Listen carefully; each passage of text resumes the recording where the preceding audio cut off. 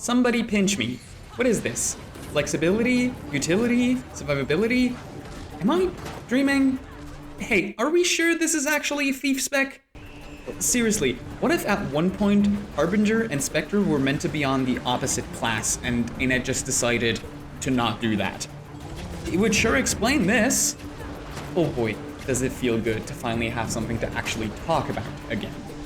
Apparently the solution for making thieves use more than one skill is to give them a form that just ignores the existence of initiative outright.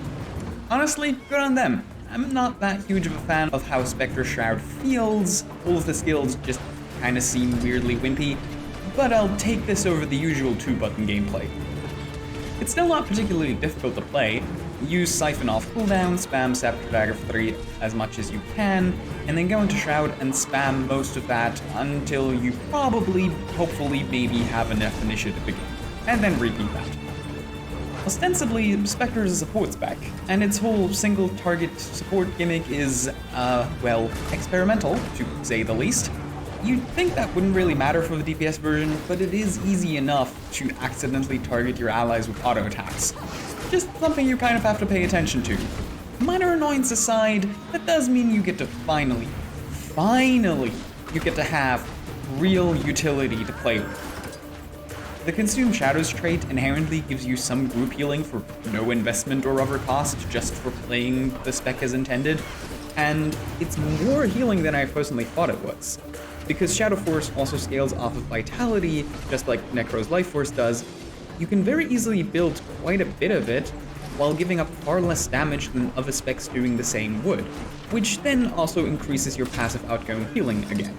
Carrion is a legit option for a stat set, and going Ritualist, now that that stat's selectable from everywhere, hallelujah, gives you even more healing support and an incredibly easy flex into Elak Spectre on the same gear.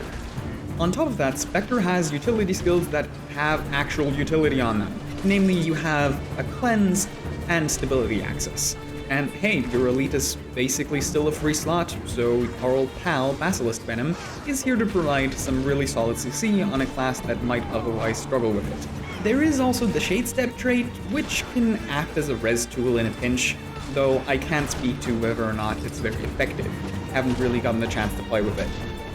I'm not personally much of a fan of how Spectre feels to play, and I don't think it's all that good as a dedicated support, but I do think the DPS version has a lot going for it. It slots comfortably into a role that's not totally unlike Condi's Scourge, though at the current moment its DPS output certainly isn't lacking. So yeah, I'm glad I got the end of the Thief builds off on a high note.